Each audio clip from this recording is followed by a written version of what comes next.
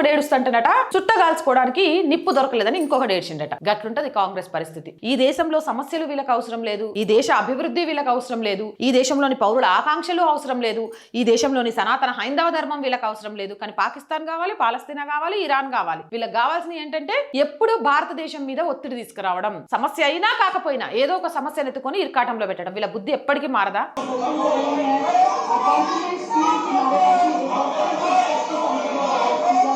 Parliament సమావేశం ప్రారంభమైందో లేదో వెంటనే భారతదేశాన్ని నాయకత్వాన్ని నిందిస్తూ మకర్ ద్వార్ వద్ద నాటకాలు సృష్టించడం కాంగ్రెస్ పని మొదలు పెట్టేసింది. మీరు ఎందుకు నిరసన చేస్తున్నారో మీకైనా తెలుస్తుందా? ఎక్కడ కాంప్రమైజింగ్ అనిపించింది? రాహుల్ గాంధీకి ఈ విషయం చాలా క్లారిటీగా తెలుసు. అందుకే వీళ్ళు ఇంత ప్రదర్శనలు చేస్తుంటే ఆయన ఫోన్ చూసుకుంటాడు, ఈయన చూడు నవ్వుతాడు. అంటే ఇల్లు ఎవ్వడికి కూడా క్లారిటీ లేదు ఇది ఎందుకు చేస్తున్నామో, కానీ చెయ్యాలి, మా ఉనికిని చాటుకోవడం కోసం చెయ్యాలి. అదే విధంగా చేస్తారు. కానీ ఇక్కడ ఎంత ప్రజా సమయం వృధా అవుతుంది. ఈ టైంలో ప్రజల కోసం మనం ఏం చేయొచ్చు అనే ఆలోచన ఇందులో ఉన్న ఒక్క లీడర్లోనైనా మీకు కనిపిస్తుందా? వీళ్ళు నవ్వుకుంటూ ముచ్చట్లు పెడతాండ్రు, గీనైతే ఏకంగా ఫోన్ చూసుకుంటూ ఆయన సోపు టప్పులో ఉన్నాడు. ఎవరి పని వాళ్ళది, ఎవరో ఒకళ్ళిద్దరు రెండు పట్టుకొని అరవాల.